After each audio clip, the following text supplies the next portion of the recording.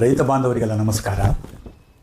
ಗೆಳೆಯರೆ, ಇವತ್ತಿನ ವಿಚಾರ ಅಂತ ಹೇಳಿದರೆ ಸಬ್ಸಿಡಿ ಕೊಡೋದ್ರ ಬಗ್ಗೆ. ಸಬ್ಸಿಡಿ ಅಥವಾ ಅನುದಾನ ಅಥವಾ ಸಹಾಯಧನ. ನೋಡಿ ಗೆಳೆಯರೆ, ನಮ್ಮ ದೇಶದಲ್ಲಿ, ನಮ್ಮ ರಾಜ್ಯದಲ್ಲಿ ಸರ್ಕಾರಗಳು ರೈತರಿಗೆ ಕೃಷಿ ಉತ್ಪಾದನೆ ಮಾಡಲಿಕ್ಕೆ ಸಹಕಾರಿಯಾಗಲಿ, ಅನುಕೂಲವಾಗಲಿ, ಖರ್ಚು ಕಡಿಮೆ ಆಗಲಿ ಅನ್ನುವ ಹಿನ್ನೆಲೆಯಲ್ಲಿ ರೈತರು ಖರೀದಿಸುವಂಥ ವಸ್ತುಗಳಿಗೆ ಸಬ್ಸಿಡಿ ಕೊಡುವಂಥ ಒಂದು ಪದ್ಧತಿಯನ್ನು ನಮ್ಮಲ್ಲಿ ಅಳವಡಿಕೆ ಮಾಡಿಕೊಂಡು ಬಂದಿದ್ದಾರೆ. ಸಬ್ಸಿಡಿ ಅಂದರೆ ಏನು? ಇದರಿಂದ ಏನು ಉಪಯೋಗ ಆಗುತ್ತೆ, ಏನು ಅನಾನುಕೂಲತೆ ಆಗುತ್ತೆ ಅನ್ನೋದನ್ನು ಇವತ್ತು ನಾವು ಚರ್ಚೆ ಮಾಡೋಣ. ನೋಡಿ ಗೆಳೆಯರೆ, ಸಬ್ಸಿಡಿ ಕೊಡುವುದರಿಂದ ಒಂದು ವಿಚಾರ ಸತ್ಯ. ಏನಂತ ಹೇಳಿದರೆ, ರೈತರಿಗೆ ಸ್ವಲ್ಪ ಕಡಿಮೆ ದರದಲ್ಲಿ ಇನ್ಪುಟ್ಗಳು ಅಂದರೆ ಬೀಜ, ಗೊಬ್ಬರ, ಕೀಟನಾಶಕಗಳು ಸಿಗ್ತವೆ. ಇದರಲ್ಲಿ ಅನುಮಾನ ಇಲ್ಲ. ಇದರಿಂದ ಏನಾಗತ್ತಿಗೆ, ರೈತರಿಗೆ ಕೃಷಿ ಉತ್ಪನ್ನ ಬೆಳೀಲಿಕ್ಕೆ ಸಹಕಾರಿ ಆಗ್ತದೆ. ಇದು ಸತ್ಯ. ಎರಡನೆಯದಾಗಿ, ಕಂಪನಿಗಳಿಗೆ ಏನಾಗುತ್ತೆ, ಉತ್ಪಾದಕ ಕಂಪನಿಗಳಿಗೆ, ಬೀಜ, ಗೊಬ್ಬರ ಮತ್ತು ಕೀಟನಾಶಕ ಕಂಪನಿಗಳಿಗೆ ಏನಾಗುತ್ತೆ, ಸಬ್ಸಿಡಿ ಕೊಡುವುದರಿಂದ ರೈತರು ಹೆಚ್ಚಿಗೆ ಖರೀದಿ ಮಾಡುವುದರಿಂದ ಹೆಚ್ಚಿಗೆ ವಸ್ತುಗಳು ಖರ್ಚಾಗ್ತವೆ, ಮಾರಾಟವಾಗ್ತವೆ. ಇದರಿಂದ ಉತ್ಪಾದಕ ಕಂಪನಿಗಳಿಗೆ ಖಂಡಿತವಾಗಿ ಹೆಚ್ಚಿನ ಲಾಭ ಆಗುತ್ತೆ, ಅನುಮಾನವೇ ಇಲ್ಲ. ಇನ್ನು ನಾವು ಸಬ್ಸಿಡಿಯಿಂದ ಆಗುವ ಅನಾನುಕೂಲತೆಗಳೇನು ಅನ್ನೋದ್ರ ಬಗ್ಗೆ ಚರ್ಚೆ ಮಾಡೋಣ.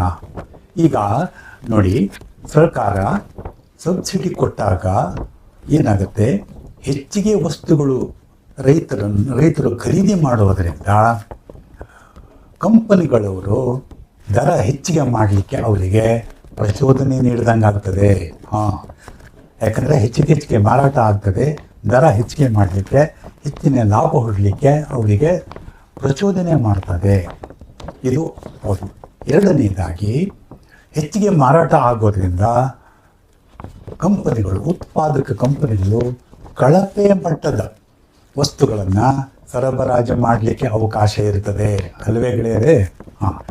ಮೂರನೇದಾಗಿ, ಸಬ್ಸಿಡಿ ಕೊಡೋದ್ರಿಂದ ಸರ್ಕಾರದ ಬೊಕ್ಕಸಕ್ಕೆ ದೊಡ್ಡ ಪ್ರಮಾಣದಲ್ಲಿ ಭಾರ ಆಗ್ತದೆ. ಇವೆಲ್ಲ ಸತ್ಯವಾದ ವಿಚಾರಗಳು. ಅದೇ ಸಬ್ಸಿಡಿ ಕೊಡಬೇಕು.